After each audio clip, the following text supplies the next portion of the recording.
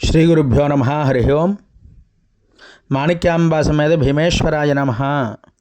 ఇప్పుడు మనం చూస్తున్నటువంటి నక్షత్ర దేవాలయాల్లో 27 నక్షత్రాలు 4వ పాదాలు చొప్పున చూసుకుంటే మనకి 108 లింగాల్లో ఇప్పుడు మనం చూస్తున్నటువంటి లింగం ఏమిటి అంటే దేవాలయం ఉత్తరాషాఢ నక్షత్రం 4వ పాదం. ఇది ఎక్కడుంది ఏమిటి అనేది తెలుసుకుందాం. ఇప్పుడు మనం ఈ స్వామివారు సుందరపల్లి అనేటువంటి గ్రామం, అంటే మన భీమఖండాన్ని పురస్కరించుకుని భీమేశ్వరుని అంటే ద్రాక్షారామ పురస్కరించుకుని అయితే కోటిపల్లి నుంచి కరెక్ట్గా ఒక 2-3 కిలోమీటర్లు అయితే మనకి ఈ యొక్క సుందరపల్లి అనేటువంటి గ్రామం అయితే మనకు చేరుకోవచ్చండి.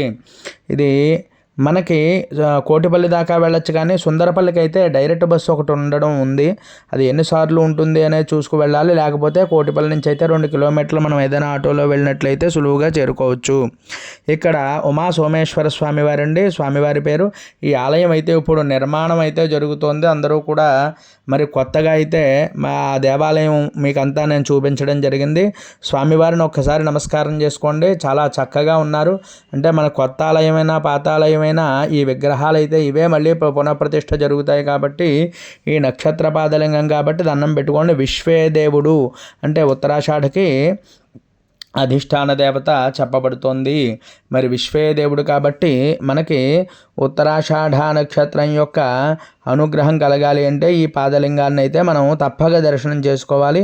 నమస్కారం చేసుకోండి. ఇది మనకి మకర రాశిలోకి అయితే వస్తుందండి. నమస్కారం చేసుకోండి అలాగా స్వామివారిని. మరి ఇంకా ఎవరైనా మన ఛానల్ని సబ్స్క్రైబ్ చేయనట్టయితే తప్పకుండా సబ్స్క్రైబ్ చేయండి.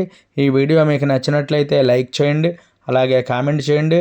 ఎవరికైనా ఉపయోగపడుతుంది అంటే తప్పకుండా ఈ యొక్క వీడియోని 10 మందికి షేర్ చేయండి. మరి ఇటువంటి వీడియోలు ఎన్నో చేయడం జరుగుతుంది.